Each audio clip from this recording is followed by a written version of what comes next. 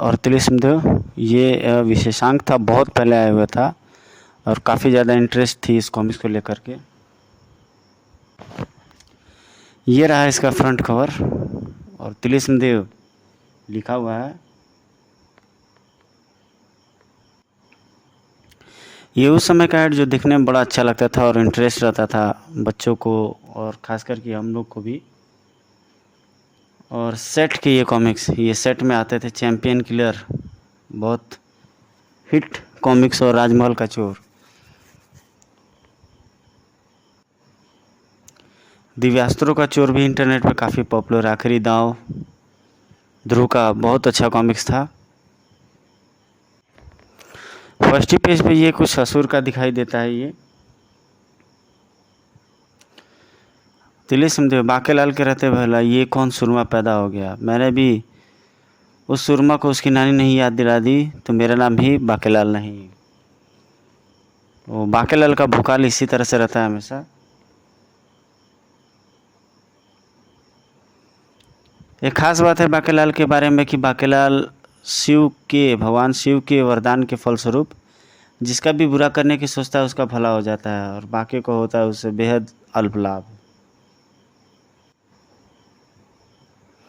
बाकेलाल की प्रबल इच्छा है कि वह एक दिन विशालगढ़ का राजा बने। हमेशा वो इसी को लेकर के नित्य नए षड्यंत्रों को बनाता रहता है वो। और यहाँ पर भी सपना दिखता रहता है जंगल में, फॉरेस्ट। एक दिन अचानक जंगल में बाकेलाल एक उड़न खटोला देख लेता है और तभी एक राक्षस और देवता उसके ठीक सामने टपक पड़ते हैं पेड़ से। उन दोनों के बीच में झगड़ा स्टार्ट हो जाता है। वो देवपुत्र और केकड़े के बीच में। अवसर का लाभ उठा करके बाकेलाल उसके सिर पर एक पत्थर मार देता है। हालांकि वो मदद करना चाहता था राक्षस की, देव को मार करके, लेकिन वो भगवान शिव के वरदान के स्वरूप उसका उल्टा कार्य हो जाता है और केकड़े को लग जाता है जिससे कि उसकी आँख फूट जाती है।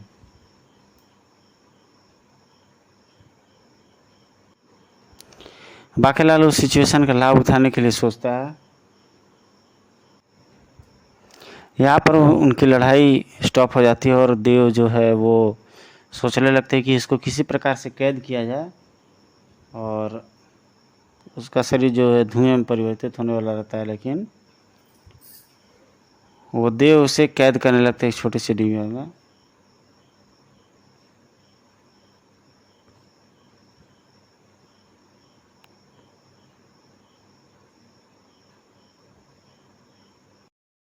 डिबिया में संभालने लगता है और देवपुत्र से छोड़ने के लिए कहता है। भला हो इस भले मनुष्य का जिसने ठीक वक्त पर पहुंचकर मेरी मदद की और मैंने तुम्हें कैद में कर रखा।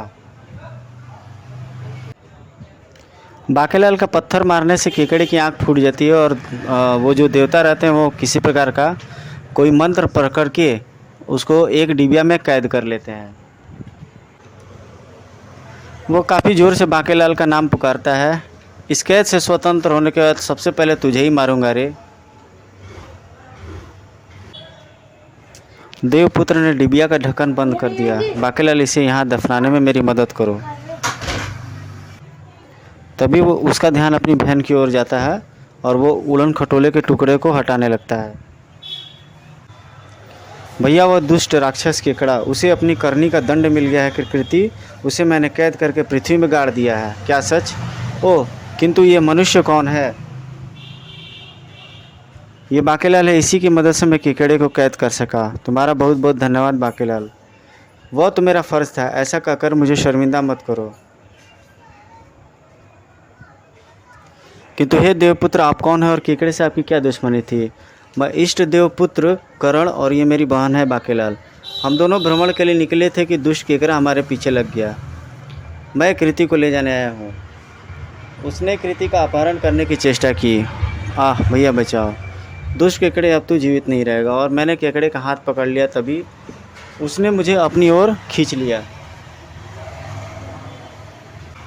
इस कहानी में बाकी आगे दिखाता है कि देवपुत्र करण और उस केकड़े में घमासान युद्ध होने लगता है।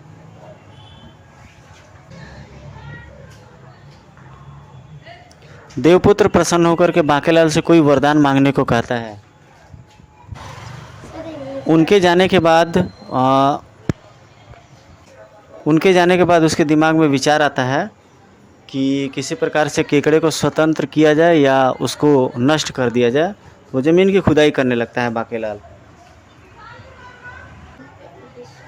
जब गड्ढे को खोद करके बांकेलाल देखता है तो उसमें से वो डिबिया गायब रहती है। वहाँ से भाग लेता है बांकेलाल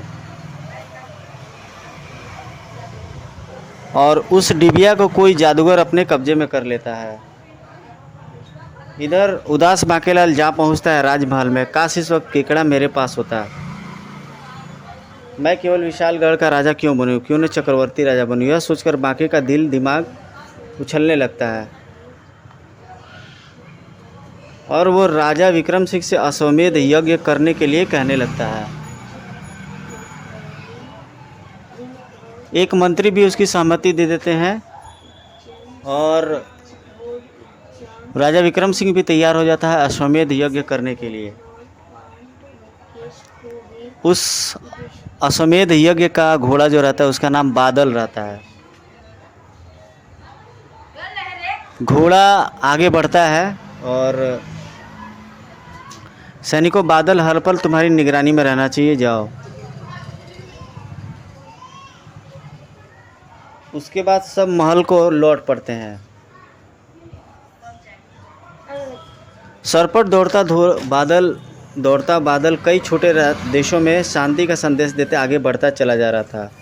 ओ महाराज विक्रम सिंह का अश्वमेध यज्ञ का घोड़ा बादल।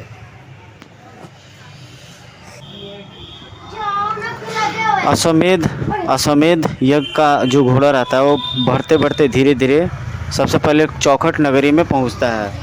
तो चौखट नगरी का जो राजा रहता है वह अपने सैनिकों को आदेश देता है कि वह उसको रोक लें और किसी भी प्रकार से उसे प्रतिबंधित करें। अश्वमेध यज्ञ के लिए छोड़ा जा रहा जो घोड़ा होता है वह पकड़ा जाता है और उसके सैनिक मना करते हैं, छोड़ दो अन्यथा युद्ध के लिए तैयार रहो। हमारे महाराज युद्ध के लिए तैयार हैं, जाओ अपने राजा से ये ऐलान अपने राजा विक्रम सिंह को सुना दो। राजा विक्रम सिंह के पास ये जब खबर पहुंचती है तो राजा विक्रम सिंह बौखला जाते हैं और चौखट सिंह के नाम से डर जाते हैं। बांकेलाल अब क्या होगा, हमने तो घोड़ा शांति बहाल करने के लिए छोड़ा था। महाराज भलाई के कार्यों में विघ्न तो अवश्य आते हैं, आपको ये युद्ध लड़ना होगा। महाराज ये विशालगढ़ की आन और बान का प्रश्न है। दोनों युद्ध भूमि के लिए तैयार होकर के निकल पड़ते हैं और राजा चौखट सिंह, तूने राजकुमारी हिरणलता का विवाह मुझसे मंजूर न करके अपने और अपने राज्य की तबाही को निमंत्रण दिया है। जादूगर जिमजिमा जम ने डिबिया खोल डाली, चल के कड़े बाहर, जादूगर जिम जमाजम तुझे स्वतंत्र करता है। एक तेज अट्टहास गूंज उठा, तुझे मुझे कैद से स्वतंत्र किया, बोल मैं तेरे लिए क्या कर सकता हूँ। जादूगर जिम जमाजम, मैं इस राज्य में भयानक तबाही व भय फैलाना चाहता हूँ। हा हा हा हा हा, ऐसा ही होगा। नगर के एक कुएं में जल भरती स्त्रियाँ, तभी अरे यह क्या, आज से इस कुएं और पर केकड़े और जादूगर जिम जमाजम का अधिकार है। भागो राक्षस, भागती कहाँ हो। केकड़े ने कई स्त्रियों को दबोच लिया। दोस्त छोड़ दे मुझे जब भूख लगती है तो केवल स्त्रियों के दिल निकाल के खाता हूँ। आह बचाओ। उसी शाम को उफ, ये कैसा विचित्र राक्षस है, इसके भयानक पंजे हमें फाड़ डालेंगे। केकड़े ने दोनों बैल को उठा लिया और किसानों पर उछाल फेंका। नगर का अश्व बाजार, ये सारे घोड़े महाराज चौखट सिंह की सेना में शामिल होने के लिए खरीद लिए गए। इनका मूल्य महल से आकर ले जाना। वाह, सैनिकों टूट पड़ो, इस पर ख़त्म कर दो। हा हा हा, केकड़ा लोग से आया हूँ, केकड़ा नाम है मेरा। खच्चाक खच्चाक, हा हा हा हा। सैकड़ों घोड़ों को छोड़ दिया गया। छोड़ दो घोड़े, छोड़ दो इस राक्षस पे। ओह, घोड़ों की फौज। राजा के घोड़ों से पंगा लेता है, ले चख मजा, हा हा हा। अब भाग ले पेटे घोड़े, वरना ये राक्षस तेरी गर्दन मरोड़ देगा। आह ओह, ये घोड़ों की फौज में मैं घिर गया। तभी एक एक कर घोड़े अपने स्थान से गायब होने लगे। कल मैं राजा की बेटी हिरणलता का महल में आकर अपहरण करूंगा। जाओ अपने राजा से कह दो मेरे घोड़े बहू हो। वह राक्षस उनके नगर में भयानक तबाही मचा देता है। पिताजी मुझे इस दुष्ट केकड़े से बचाइए। सबके देखते ही देखते केकड़ा राजकुमारी के साथ जादूगर जिम जमाजम सहित महल से निकलकर गायब हो जाता है। महाराज, केकड़ा को रोकने के प्रयास में हमारी आधी सेना खत्म हो चुकी है। अब अगर हमने यह युद्ध किया तो हार निश्चित है। मेरी राज्य में हमें घोड़ा विक्रम सिंह को सौंपकर संधि कर लेनी चाहिए। फिर जैसे ही विक्रम सिंह की सेना ने नगर में प्रवेश किया, यहाँ तो कोई राजसी रथ है जिस पर सफ़ेद ध्वज फहरा रहा है। राजा चौखटा सिंह, जी हाँ महाराज। विशालगढ़ के राजा विक्रम सिंह को मेरा प्रणाम। किंतु आपने तो हमें युद्ध के लिए ललकारा था, और फिर वहाँ से वो संधि प्रस्ताव कर लेते हैं।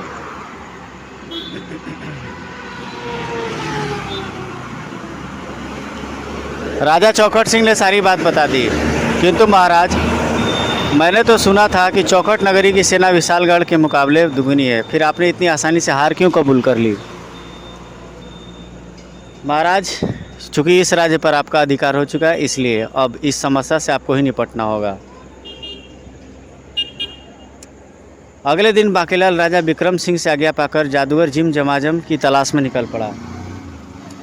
आसपास के क्षेत्रों में भय व उदासी फैली थी। अगर हमने अपने खेतों में घुसने की चेष्टा की तो केकड़ा हमें मार डालेगा। अगर खेतों में काम न किया तो फसल न होने के कारण भूखमरी फैल जाएगी। इस प्रकार तो हम भूखे मर जाएंगे। इस भयानक विपत्ति से हमारी केवल एक ही हस्ती मदद कर सकता है, तिलिस्मदेव। बाबा तिलिस्मदेव, जिन्हें अगर सच्चे मन से याद किया जाए तो वे अवश्य दुखियों की फरियाद सुनते हैं।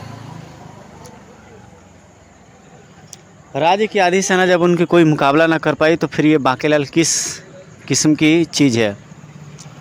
हमारी मदद केवल तिलिस्मदेव ही कर सकते हैं। बांकेलाल आगे बढ़ा। तिलिस्मदेव, बांकेलाल के रहते भला ये कौन दूसरा सुरमा पैदा हो गया? तभी उस पर एक पत्थर पीछे से पड़ता है। सामने उस राक्षस केकड़ा को देख करके बांकेलाल की घिघी बंद जाती है। बांकेलाल, अब मैं इस पत्थर से तुझे काना करूँगा। तूने पत्थर मारकर मुझे काना बना दिया। अब देख, मैं इस भारी भरकम चट्टान से तेरी चटनी बना डालूँगा। नहीं। और बांकेलाल उसके चरणों में गिर पड़ता है। अगले पल उसके ऊपर वो पत्थर फेंकता है। बांकेलाल उसके पैरों में के बीच में से निकल पड़ता है।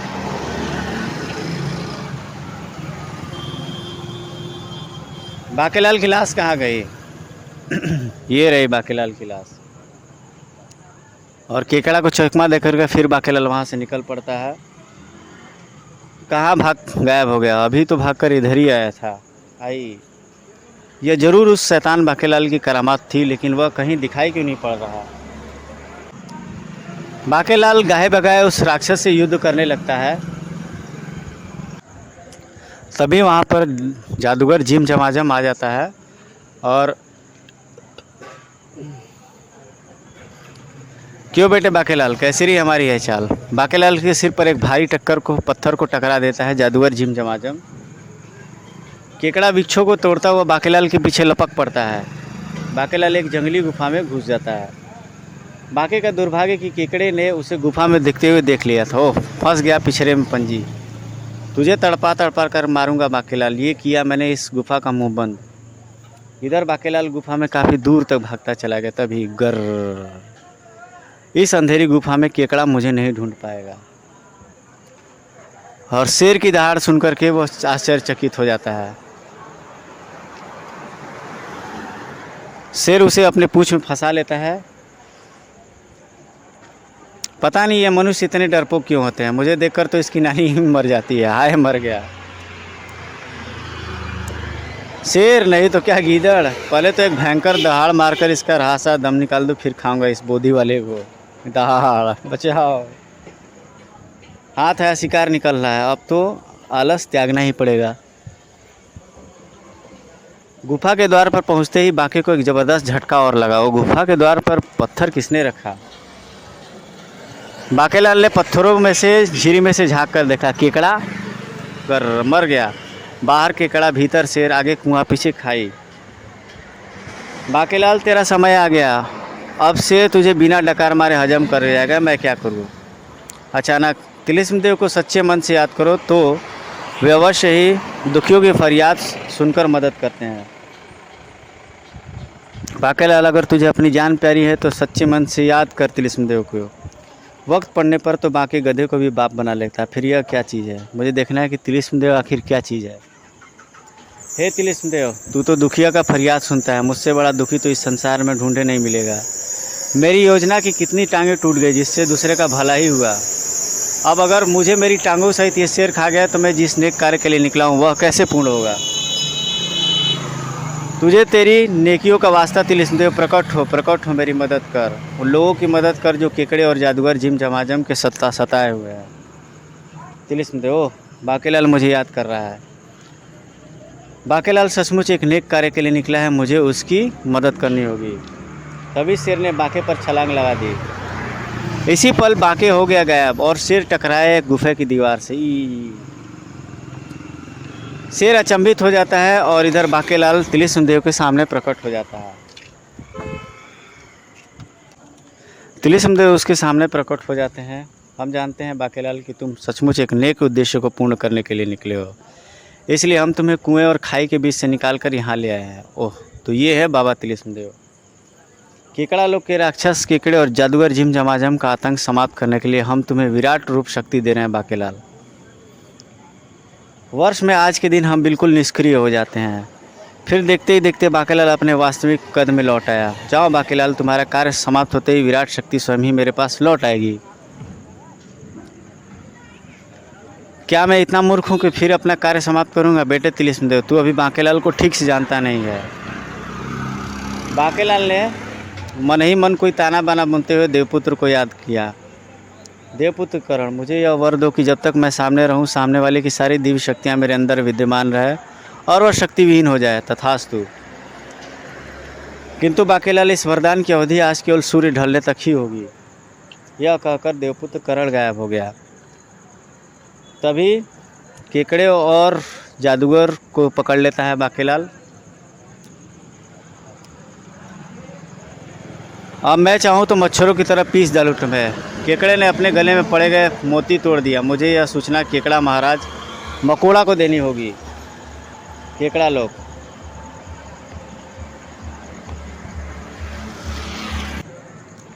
इस बात की सूचना वह मकोड़ा को देता है जो उसका राजा रहता है, केकड़ा लोग का राजा रहता है। और इधर बाकेलाल उन दोनों को ज़मीन पर रख देता है और अपने वास्तविक कद में आ जाता है बाकेलाल। तिलिस्म देव को मारकर मैं उसकी सारी शक्तियाँ छीन लूँगा, फिर हम तीनों मिलकर तीनों लोग पर राज करेंगे।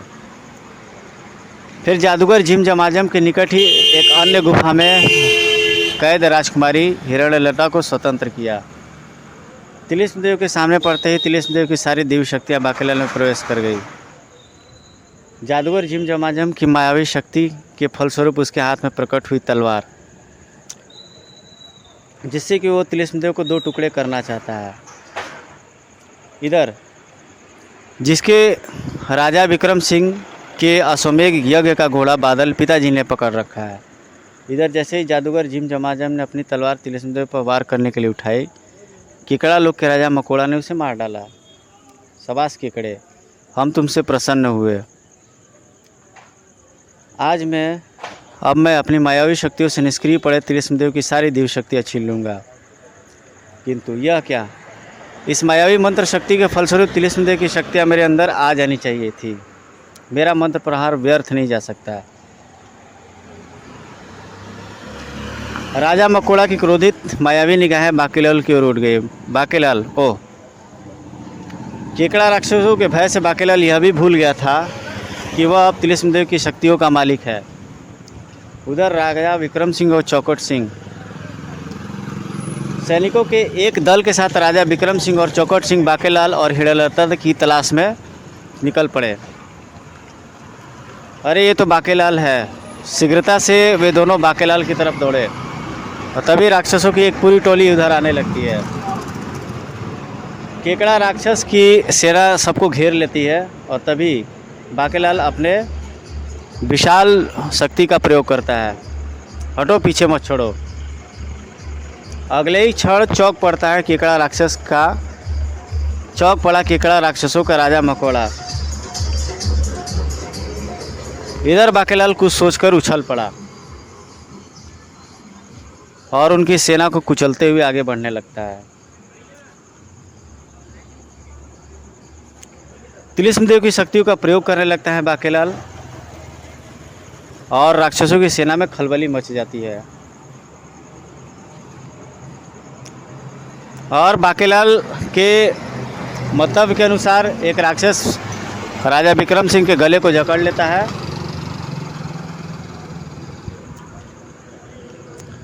बाकेलाल राजा विक्रम सिंह का काम तमाम करने के लिए एक भाले को चला देता है, जो दुर्भाग्यवश जाकर के उस राक्षस के सीने में लग जाता है। केकड़े के मरते ही बाके अपने वास्तविक रूप में आ जाता है। यह देखते ही केकड़ा भी मारा गया और मेरी शक्तियाँ तब तक बाकेलाल के पास रहेंगी, तब तक मैं उसके सामने रहूँगा, भागने में ही भलाई है। राजा विक्रम सिंह अपने रथ पर चढ़े राक्षस राज मकोड़े की तरफ लपके। इधर विक्रम सिंह रथ पर उसका पीछा करते करते रुक गया। कहाँ छिप गया कमबख्त। राजा विक्रम सिंह ने तलवार का वार करके उसके हाथ को काट डाला और फिर यहाँ पर बाकेलाल आकर के अपनी शक्तियों का प्रयोग करने लगते हैं। वहाँ पर पलक झपकते ही राक्षस राज मकोड़ा उन सबको अपनी शक्तियों से बांध लेता है। तभी वह तिलिस्मदेव का नाम पुकारता है और तिलिस्मदेव फिर से प्रकट हो जाते हैं और इसी पल तिलिस्मदेव उसे अपनी शक्तियों के वशीभूत होकर के उसे भस्म कर देते हैं। सभी लोग तिलिस्मदेव की जय जयकार करने लगते हैं और यहीं पर तिलिस्मदेव उन सभी को मुक्त करा करके आज गायब हो जाते हैं और इसी प्रकार बाकेलाल की एक और योजना का सत्यानाश हो जाता है। मित्रों, ये आपको स्टोरी कैसी लगी आप लोग कमेंट करके बताइएगा। और पिछली कॉमिक्स में आपके जम करके व्यू नहीं आए, आपके व्यू के इंतज़ार में रहता हूँ दोस्तों। आप लोग थोड़ा सा सपोर्ट कीजिए, चैनल तेज़ी के साथ चल रहा है। जैसे ही मैं बूस्टअप होऊंगा, मैंने बहुत अच्छी अच्छी चीज़ों को सोच करके रखा है दोस्तों। मिलते हैं आपसे एक नेक्स्ट वीडियो में। Till then take care, good bye, जय हिंद।